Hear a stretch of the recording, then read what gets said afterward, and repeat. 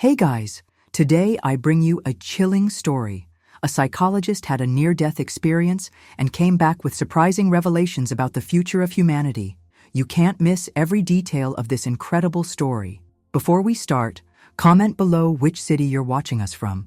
I love knowing how far our videos reach. And, of course, if you're not yet a subscriber, take the opportunity to subscribe to the channel and activate the bell, because there are always impactful stories like this here. Let's go on this journey together. My name is Serafina Elwood, and if you saw me walking the streets of Nashville a few months ago, you'd probably think my life was completely normal. Psychologist at 37 years old, dedicated to helping people rebuild their lives. But one Tuesday morning, the course of my life changed in ways I could never have imagined. It was a day like any other. My office, located in a quiet building on Music Row, was immersed in a familiar routine. The aroma of coffee filled the air, mixed with the light scent of lavender from the diffuser he kept there to create a welcoming atmosphere. I was in the middle of a session with Clara Madison, a 26-year-old woman facing the trauma of an abusive childhood. She spoke slowly, each word heavy with the burden she carried. "I can't stop hearing his voice," Clara said, referring to her abusive father. "Even now, years later, he's still here," and he pointed to his head. I wrote something down in my notebook, preparing to guide her in a deep breathing exercise. "Clara, sometimes those voices from the past seem unbearable, but they don't define who you are. Let's focus on the now, the present, because that's where your strength lies." Before I could continue, I felt a sharp pain in my chest. It was no ordinary discomfort. It was as if my heart had been held in a vice. My hands started to shake, and the pencil fell to the floor. "Dr. Elwood, are you okay?" asked Clara, alarmed. I tried to respond, but the words wouldn't come out. The room seemed to spin, the walls closing in around me. My body lost strength, and the last thing I heard before falling was Clara's desperate scream. Everything went dark. When I woke up, I didn't know exactly where I was. I opened my eyes to find the room full of people. 2 paramedics were kneeling beside me, one of them shouting commands while the other adjusted the defibrillator. Clara was in the background, tears streaming down her face. Everything felt chaotic and surreal, but at the same time, I felt a strange calm, as if I were watching everything from afar. "No pulse," said one of the paramedics. "Let's try again." My vision began to distort.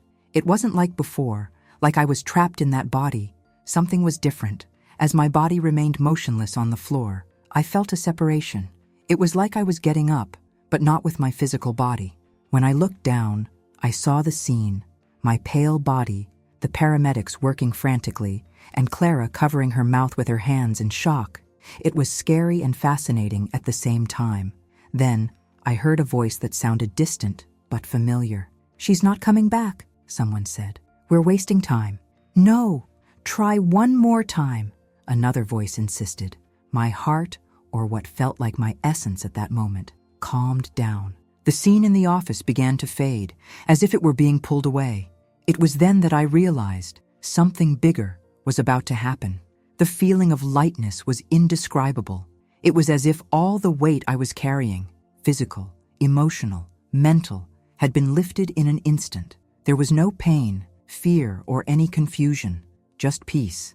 A peace I had never experienced before, not even in the most peaceful moments of my life. I was above the scene, literally. I could see my body lying on the floor of the office, with Clara and the paramedics working frantically around me. Clara's expression was one of pure panic. She held the phone in her hand as if she was still in shock. The emergency call probably ended. "She's not responding," one of the paramedics said, wiping sweat from his forehead. He looked exhausted but determined. "Let's go again. 300 joules, ordered the other, adjusting the machine. The sound of the defibrillator charging echoed through the room, followed by the heavy thud of my body receiving the shock. My body convulsed slightly, but still, there was no response. "We have to call the time," said the oldest, looking at his watch. "No!" cried Clara, her voice breaking. "You can't give up." I could hear every word clearly, even though I was somehow far away from everything. There was no desperation in me, just a deep curiosity and a strange acceptance. Then something changed. As I looked around, I noticed that the environment was beginning to transform. The office, once so familiar, began to disappear. It was as if a golden mist was pervading everything, making the scene brighter and more distant at the same time. Suddenly, I felt like something was calling me. It was not a voice, but an irresistible impulse, coming from a light in the distance. She wasn't just a light, she was alive, pulsating, full of warmth and love. I tried to resist, looking back at my body and at Clara. I can't leave her, I thought, but the light seemed to understand my dilemma. She enveloped me with a comfort that said, "It's okay, trust." Without realizing it, I started moving towards her. It wasn't like walking or flying, but like I was drawn.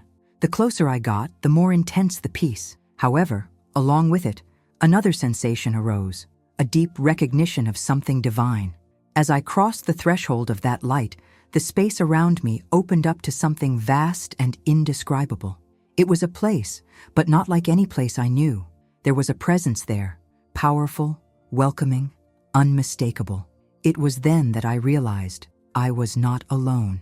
The vision of the office, the paramedics, and Clara disappeared completely, replaced by an environment that seemed to transcend time and space. On the horizon, something, or someone, began to reveal itself. It wasn't just the light, it was her source, a figure enveloped in a presence so overwhelming that all I felt was pure, absolute love. My heart, or whatever my essence was at that moment, knew immediately I was in the presence of something sacred. The feeling was so strong that tears were streaming down what felt like my face. The presence, although still indistinct, conveyed a wordless message. You belong here, but there is still more to do. I felt my being pulse with a mixture of awe and anticipation. Something extraordinary was about to be revealed. As I approached the light, I realized that it was not just an energy. It was a living, pulsating, conscious presence. She seemed to know everything about me, every thought, every memory, every fear I had ever carried.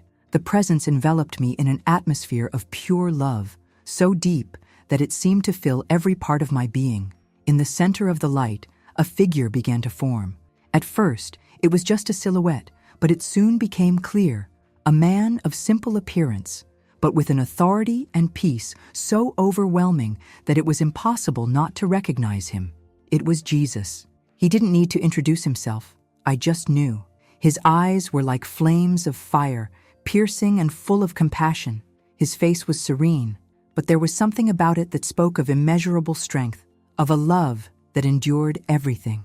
"Serafina," he said, and the sound of my name coming from his mouth was like a song I never knew existed, but always wanted to hear. "You're not here by chance." I stood there, unable to speak. My mind was full of questions, but at the same time, they all seemed irrelevant before him. He took a step towards me and extended his hand. When he touched it, a wave of heat ran through my being, and images began to appear before me. "There are things you need to see," he said, his voice deep and full of authority, "and there are things you need to share. Time is short, and the world needs to be prepared." The images that appeared were not just visions. They were realities that I seemed to experience. I saw people around the world looking for something, but being attracted by false teachings, churches full of empty words, where the essence of the gospel seemed to have been diluted. I saw a society so centered on technology that human connections were disappearing.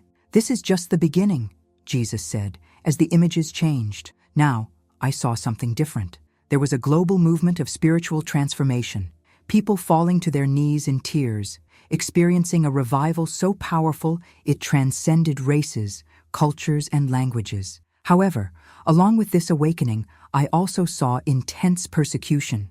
I saw people being arrested, families being separated, and churches being destroyed.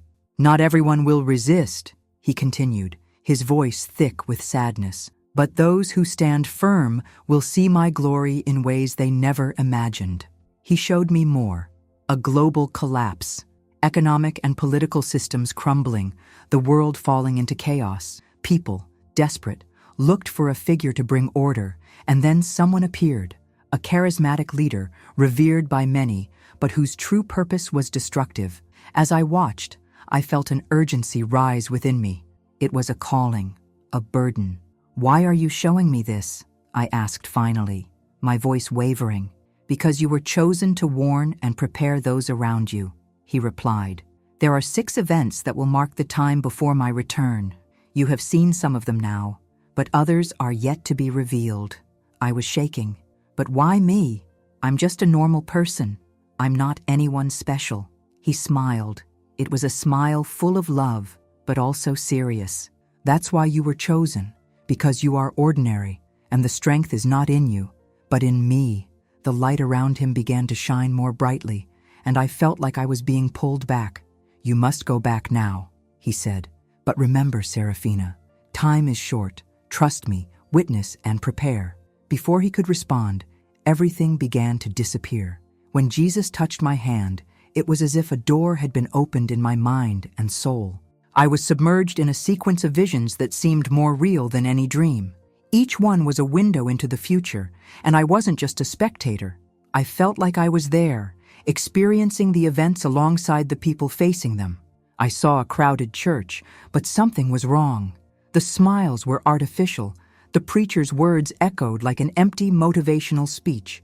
He talked about prosperity, about living your best life now, but he never mentioned Jesus or repentance. People were applauding, but their eyes were empty.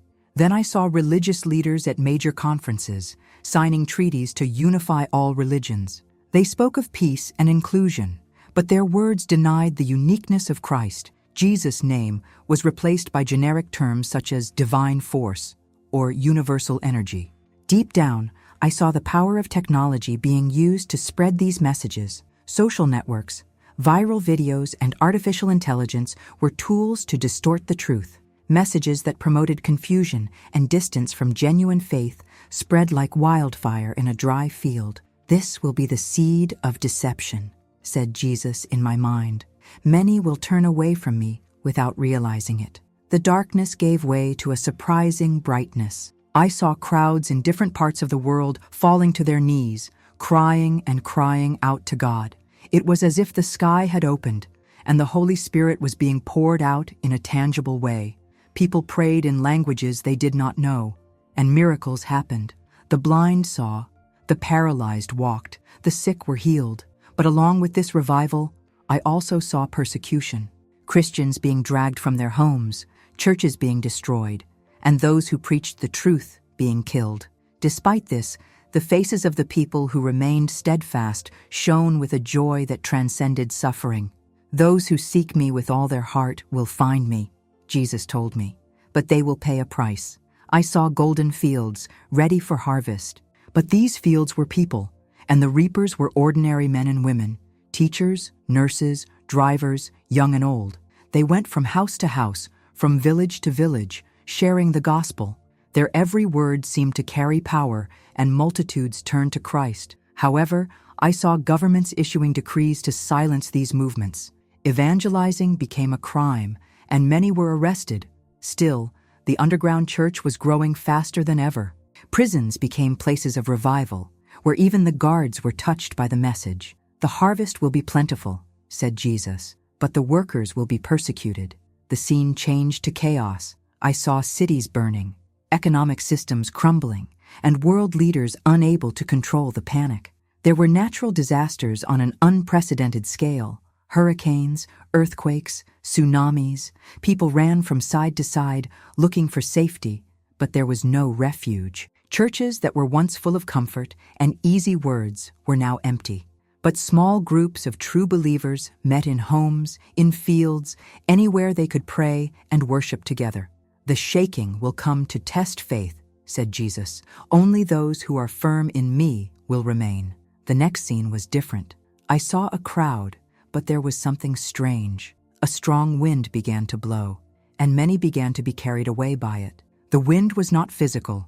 It was a symbol of persecution and trials. Only those who held tightly to something invisible, which I knew to be true faith, remained standing. I will separate the wheat from the chaff, said Jesus. It is not the quantity that matters, but the quality of faith. Finally, I saw a charismatic leader who emerged from the global chaos. He was revered, followed as a savior.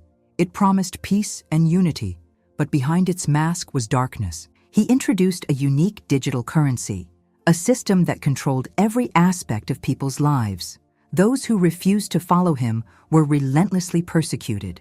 But then, on the horizon, I saw a light that grew and consumed all darkness.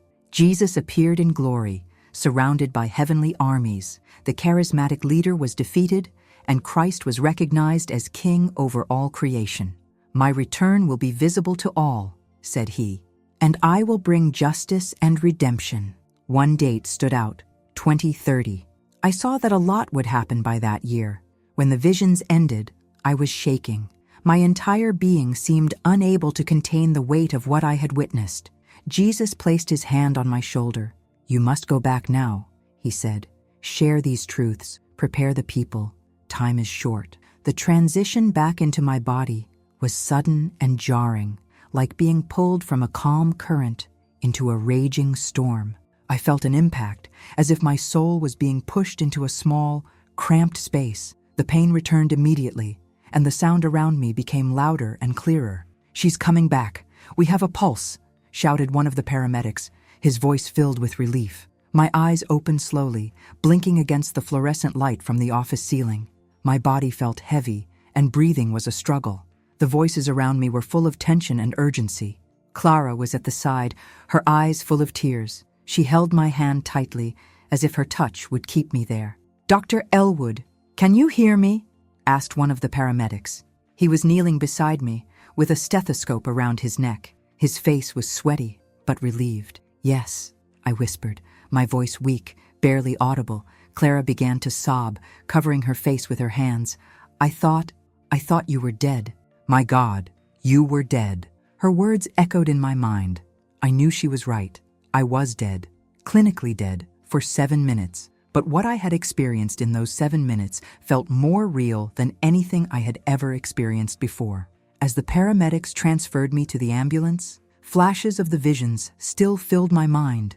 The presence of Jesus, the images of chaos and hope, and his words echoed like a song I couldn't forget. In the ambulance, I felt the younger paramedic's eyes fixed on me. Finally, he broke the silence. "You were lucky," he said, as if trying to rationalize what had happened. 7 minutes is a long time without a heartbeat. Typically, there is brain damage. "Lucky," I murmured in English, which meant luck. But I knew that wasn't it. I didn't go back because I was lucky. I came back because there was something that needed to be done. When we arrived at the hospital, Dr. Nathaniel Brooks, the cardiologist on call, took over. He was a serious man, with eyes that exuded intelligence and a hint of skepticism. After the initial exams, he entered the room where I was lying, connected to monitors and an intravenous drip. "You're a walking miracle," he said, crossing his arms as he read my reports. Your heart stopped completely for 7 minutes, but here you are, with no obvious damage." I wanted to tell him what had happened, what I had seen, but the words wouldn't come. How do you explain something so great to someone who only believes in science? Instead, I asked, "What happened to me?" "Myocardial infarction," he replied bluntly. "But frankly, I'm more interested in how you're alive. 7 minutes is a long time. I've seen worse cases with very different endings." He watched me for a moment, as if waiting for me to say something. I knew he was curious, but also skeptical. That night, while I was alone in the hospital, the reality of everything started to hit me. I couldn't ignore what had happened. Jesus had shown me things I could not forget. But now, I was back in the world, and everything felt surreal. Lying in bed, I looked up at the ceiling and whispered, "Why me? How am I going to do this?" I didn't expect an answer, but inside me, I felt an inexplicable calm. I knew I had been brought back for a reason. Trust was the only word that echoed in my heart. The first few days after I was released from the hospital were a mix of relief, confusion, and a sense of urgency that I couldn't ignore. Coming home was like entering a world that no longer felt completely mine. Every detail seemed different: the smell of coffee, the sound of rain hitting the window, even the silence of my apartment. Everything seemed more vivid, more charged with meaning. Clara was the first to visit me. She walked in hesitantly, holding a small potted plant as a gift. His eyes were still stained with tears from that day, and his voice was shaking when he began to speak. "I don't know what happened in that office," she said. placing the vase on the table. But you came back, and that's a miracle. I looked at her, feeling the need to say something, but the words were still stuck in my throat. Clara, I began, my voice low. I truly believe I came back for a reason. She frowned, as if waiting for a more concrete explanation. But how could I explain? How could I share something so profound, so otherworldly, with someone who was still so broken? The next day, Dr. Nathaniel Brooks called me. We need to run some more tests, he said, his voice professional and controlled, just to make sure there wasn't any residual damage. I agreed, but something in his voice suggested he had more questions than answers. When I arrived at the office for the appointment, he was sitting behind his desk, reviewing my reports. You know, your case is unusual, he said, choosing his words carefully. I've seen a lot of things in my career, but 7 minutes of no heartbeat and no brain damage is, well, it's inexplicable. There was a moment of silence. He looked me in the eyes, as if trying to decipher something. Do you remember anything? I swallowed hard, feeling the weight of the question. This was the perfect opportunity to share what I had seen, but I hesitated. How to explain something so grand to someone who looked at everything through a scientific lens? And I remember feeling peace. I finally replied, and something else. He tilted his head, interested. Anything else? Like what? I don't know how to explain it, he said, looking away. Maybe a purpose. He remained silent for a few seconds, as if trying to digest my words. Finally, he just nodded. Well, if it gives you purpose, maybe we don't need to understand everything. Sometimes science doesn't have all the answers. As I tried to get back into my routine, I realized that I could no longer be the same person I was before. Every time I walked into the office, every time I sat down with a patient, I felt like my view of the world had changed. I didn't just see their stories and traumas, I saw their souls, their potential, and an urgent need for something greater than therapy. Ellie, my best friend, noticed the change immediately. She visited me at the end of a long week and brought wine, a tradition of ours. But as she poured the glasses, she looked at me with that analytical look she always used when she wanted answers. Okay, Sarah, she said, crossing her arms. You almost died, and now you're different. What's going on? I sighed, knowing I couldn't hide this from her. Ellie, I had an experience, something that changed everything. I saw things I can't ignore. She raised an eyebrow. Did you see things? Like what? A light at the end of the tunnel? Yes, but that wasn't all, I replied. I saw Jesus. He showed me things about the future, about what's to come. And he gave me a mission. Her skepticism was palpable. Ellie was a scientist, a practical person, and anything beyond the tangible made her uncomfortable. Are you sure this wasn't, I don't know, a side effect of the lack of oxygen to the brain? It wasn't, he said firmly. It was real, Ellie, more real than anything I've ever experienced. She took a sip of the wine and was silent for a while. Finally, he sighed. I don't know what I believe, Sarah, but if it's important to you, I'm here. Just don't expect me to believe it right away. Life went on, but I knew I couldn't just go back to normal. The visions were burned into my mind, and the urgency to share what I had seen grew every day. But how do you do this without looking crazy? How do I balance my professional and personal life with the weight of this divine mission? This was the new reality I needed to face. After weeks of trying to make sense of my experience, I realized I could no longer put it off. It was time to share what had happened. The weight of what Jesus showed me was too great to keep to myself. Even so, doubts haunted me. Who would listen? Who would believe? The opportunity arose unexpectedly in a session with Clara. She had arrived early, looking more vulnerable than usual. As she talked about her dreams and fears, I noticed something different about her, an openness that wasn't there before. Maybe it was the impact of having witnessed what happened to me. Dr. Elwood, she said suddenly, interrupting her own thoughts. What happened that day? I saw you die, but you came back. How is that possible? His tone was not one of skepticism, but one of genuine curiosity. I felt a lump in my throat. That was it. It was the moment I had been putting off. Clara, I began, choosing my words carefully. What you saw was real. I died in that office. My heart stopped for 7 minutes. She nodded slowly, encouraging me to continue. While I was gone, I continued, I had an experience that changed everything. I saw things I know are true. I saw Jesus. He showed me what's coming. Clara's eyes widened, but she didn't interrupt. On the contrary, his expression was one of fascination. He showed me visions of the future, I explained. Things that are going to happen before he comes back. Some of these things are scary, but others are full of hope. He told me that I needed to share this, that people needed to be prepared. She remained silent for a moment, absorbing my words. Finally, he said, I believe you. I don't know why, but I do. Tears filled her eyes, and she continued. I always felt like there was something bigger, something more than just this. She made a vague gesture, pointing to the room. What you saw gives me hope. It's weird to say this, but I feel like this happened for a reason. Clara's answer gave me courage. If she, who had so much to deal with, could believe it, perhaps others could too. Over the next few weeks, I began sharing my experience with more people, carefully selecting those who seemed most open. It was during a sunny afternoon that I decided to look for Pastor Elijah Grant, a man known for his wisdom and humility. He led a small church on the west side of Nashville, far from the glamour of Music Row. When I entered his office, he greeted me with a warm smile. Dr. Elwood, it's an honor to have you here. How can I help you?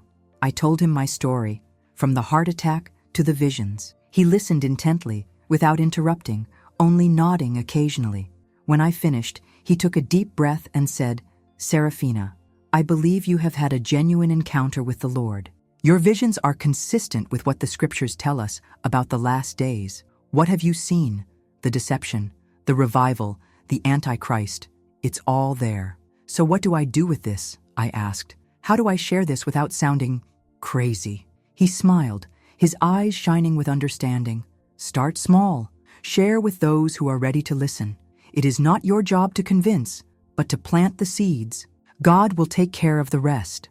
Meanwhile, Clara began to demonstrate an impressive transformation.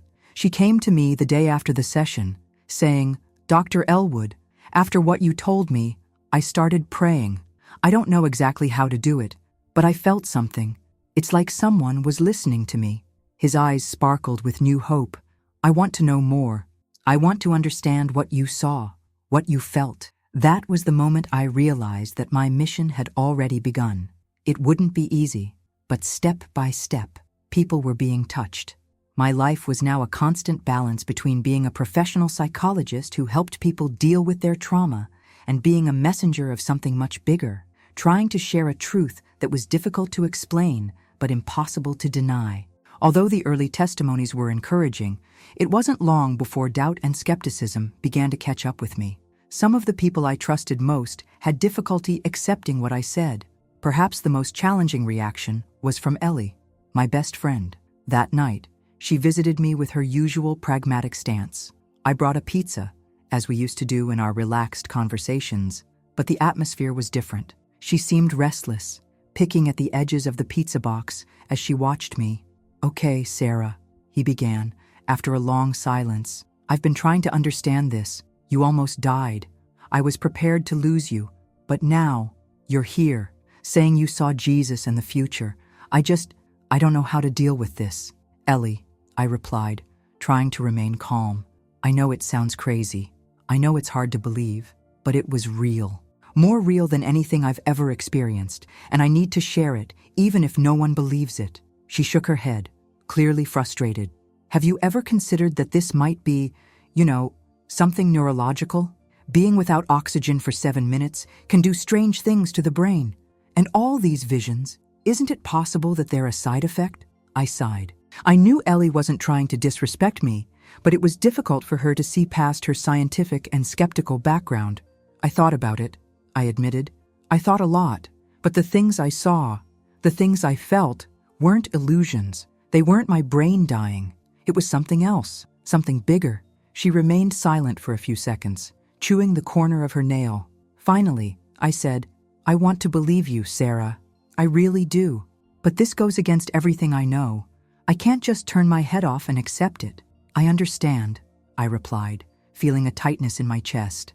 I don't expect you to believe it right away, but I ask you to trust me. At least that much. Shortly thereafter, Dr. Nathaniel Brooks scheduled a new appointment to discuss my final exams. When I entered his office, he greeted me with his usual attitude, serious and focused, but with a curious gleam in his eyes. "Serafina," he began, gesturing for me to sit down. "His exams are impeccable. No heart or brain damage. Frankly, it's a medical mystery, but I wanted to talk about something else."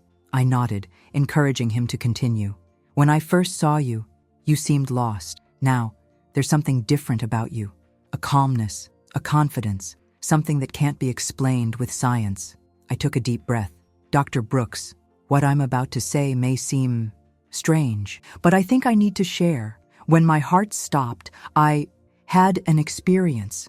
I saw Jesus. He showed me things, visions of the future, of what is to come." He looked at me for a long time, evaluating my words. Finally, he said, "I'm a man of science, Serafina. I'm not religious, but I've seen things that science can't explain. Maybe this is one of them." "Maybe," I replied, not trying to convince him, but what I saw was more than inexplicable. It was true. That night, I sat alone in the living room, staring into the darkness beyond the window. Ellie's doubts and Dr. Brooks' hesitation weighed heavily on my heart. For a moment, I questioned, what if I'm wrong? What if no one believes me? But then I remembered Jesus' words, "Trust in me." It wasn't my job to convince. My job was to witness and plant seeds. The next day, I returned to the office with new determination. No matter how many doubts I faced, I knew I needed to keep going. The visions Jesus had shown were too important to ignore. The weeks that followed were marked by a strange mix of normality and anticipation. My work in the office continued, but with each patient, with each conversation, I was alert, looking for connections between what I had seen and what was happening around me. It was then that I began to notice the first signs of the visions that Jesus had shown me.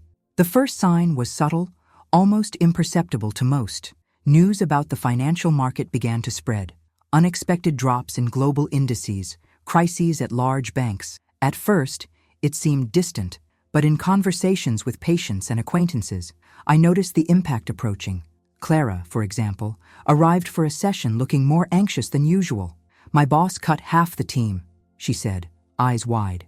"They're saying things are going to get worse. What if I lose my job? How will I pay the bills?" I tried to reassure her, but internally I knew this was part of the great shake I had seen. This was just the beginning. Another signal came more directly. During a casual conversation with Ellie, she mentioned a new spiritual influencer that was gaining popularity on social media. "It talks about unity, about all religions coming together in one message of love. It sounds so inspiring," she said. My heart sank. I remembered the visions, religious leaders promoting a watered-down gospel, denying the uniqueness of Jesus. I decided to watch some videos from that influencer. His words were engaging, but something was deeply wrong. He avoided mentioning God or Jesus, preferring generic terms like energy and universal force. Although the signs of deception were clear, there was also evidence of the Great Awakening. People who previously had no interest in spirituality began looking for answers. One night, while walking through downtown Nashville, I heard music coming from a plaza. A small group was gathered, singing hymns and praying together. I watched from a distance, marveling at the simplicity and fervor of the moment. A man next to me, who was also watching, said, "People are desperate for something real. Maybe this is what we need." Each of these signs reinforced my mission, but also added pressure. At home, Ellie started mentioning how distant I seemed. "You're so focused on these things you saw," she said. "But what about you? How are you dealing with it all?" Her question hit me. The truth was, I wasn't coping well. The weight of responsibility was immense, and I felt the growing loneliness of carrying something that few could understand. It was in one of these moments of doubt that I received an unexpected phone call. It was Pastor Elijah Grant. "Serafina," he said, "I need you to come to church this Sunday. Something is happening, and I think you need to see it." When I arrived at the small church, the atmosphere was electric. People were gathered, praying fervently, many crying. "We are seeing a move of the Spirit," the pastor explained. "People are coming here looking for something bigger, something the world isn't offering." I felt a shiver.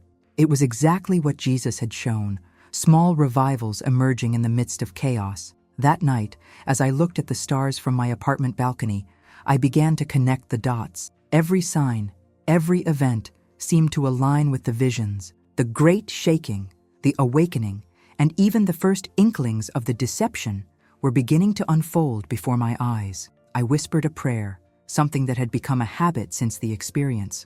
Lord, help me to do what is right. Help me to keep going, even when it seems impossible.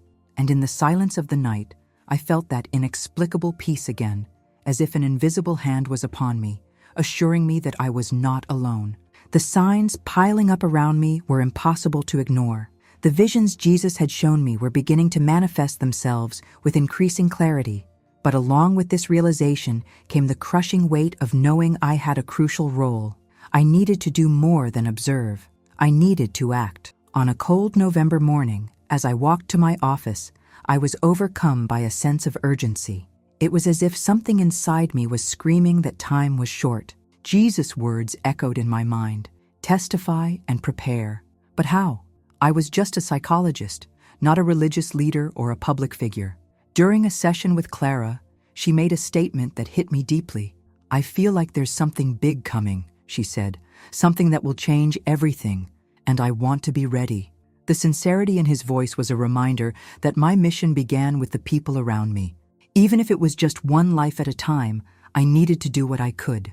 I began to integrate the message of the visions into my work, but in a subtle way. With Clara, I suggested that she begin exploring spirituality as part of her healing process. I'm not saying you need to believe in anything specific, I explained, but seeking a connection with that which is greater than ourselves can bring peace. She accepted the advice and, to my surprise, came back the next session saying, I started praying. I don't know if I'm doing it right, but I feel something. It's like someone is listening.